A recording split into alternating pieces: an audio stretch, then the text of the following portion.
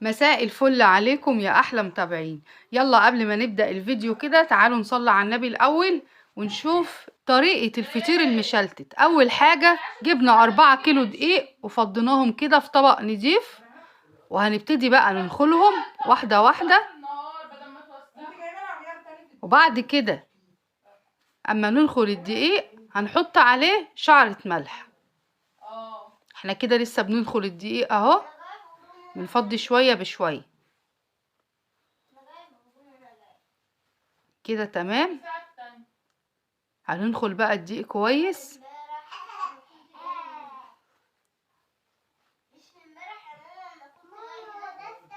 كده. دخلنا الدقيق خلاص.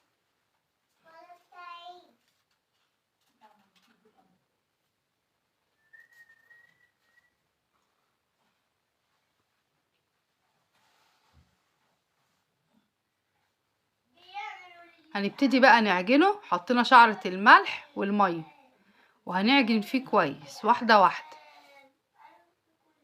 نكب شوية مية بشوية ونعجنه كويس. مش بنحط عليه غير مية وملح بس، شعرة ملح بسيطة، لحد ما العجينة تبقى متماسكة كويس كده في ايدينا، ونسيبه بقى يرتاح.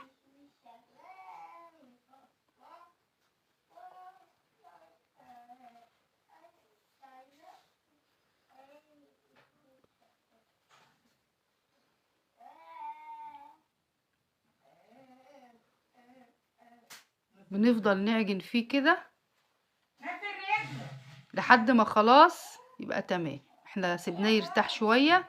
جبنا صينية رشينا عليها دقيق عشان نقرص عليها العجينة. هنرش على الصينية كلها دقيق كويس عشان العجينة ما تلزقش. وهنبتدي بقى نجيب العجينة، هنعوز ايدنا دقيق ونجيب حتة بحتة ونقرصها كويس زي ما انتوا شايفين كده.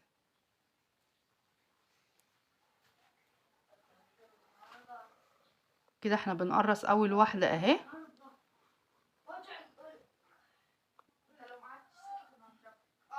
طبعا الفطير احنا بنعمله كذا راق، بنعمل كذا واحدة في واحدة عشان يبقوا كذا راق.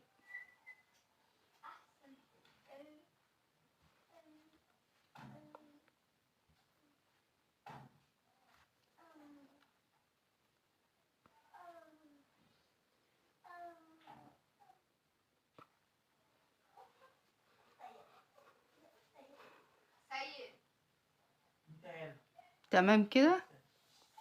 هنبتدي نقرص لحد ما نكمل الصينية كلها ونسيبه برضو يرتاح شوية.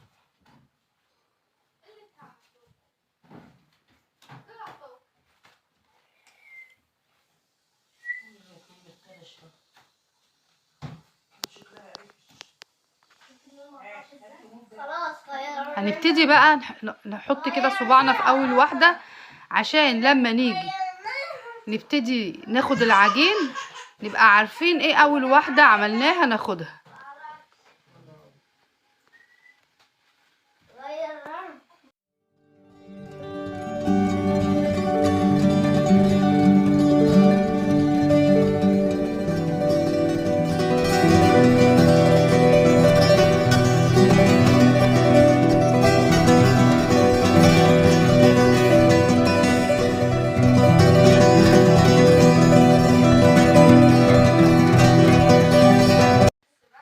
هنا بقى جبنا طبق سيحنا فيه الزبدة بتاعتنا وجبنا العجينة، وهنبتدي نفردها كده واحدة واحدة بطراطيف صوابعنا عشان ما تتقطعش مننا لحد ما هتكبر خالص معانا على الطبلية. هي الطبلية معانا نظيفة، هي بس لون البوية بتاعها اللي مقشر، لكن هي ما فيهاش اي حاجة.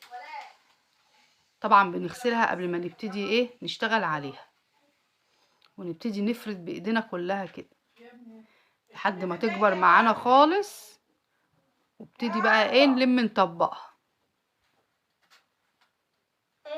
اهي. اتفردت اهي كويس. هنبتدي نشدها كده ونفرد كمان فيها. تمام، بقت معانا كويسة جدا.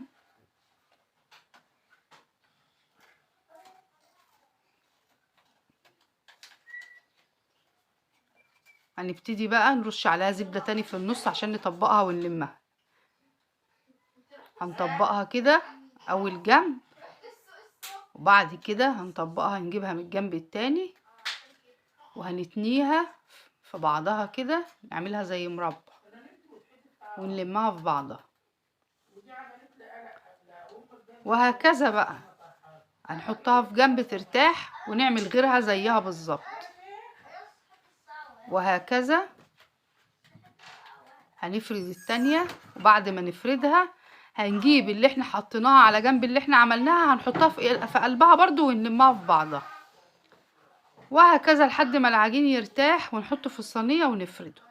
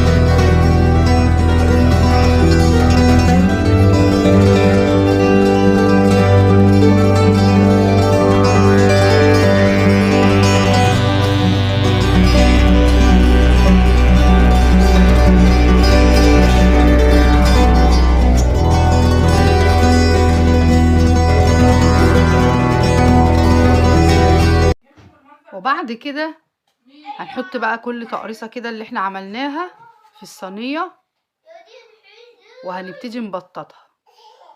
طبعا احنا جايبين طبق حاطين فيه قشطه او زبده على حسب رغبتك وبيض، وهنبتدي بقى ايه نفردها في الصينيه عشان نحط على وشها القشطه اللي احنا عاملينها او الزبده دي، كل واحد على حسب رغبته يعني.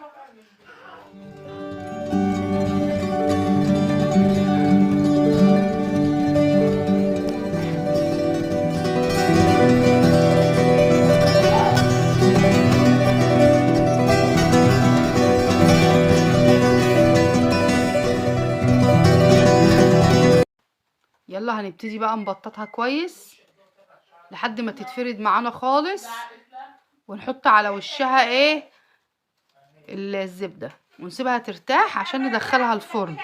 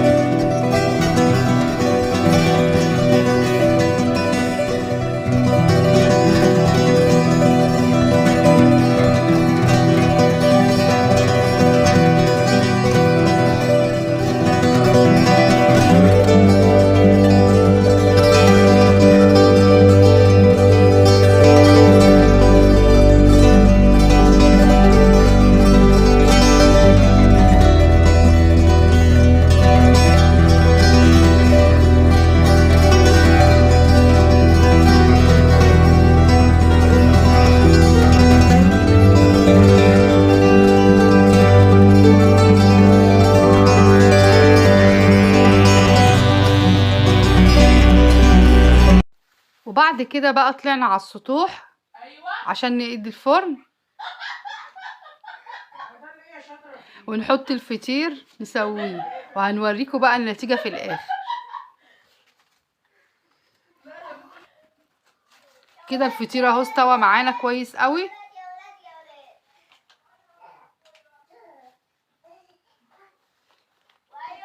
ما شاء الله. شايفين بقى مورق ازاي؟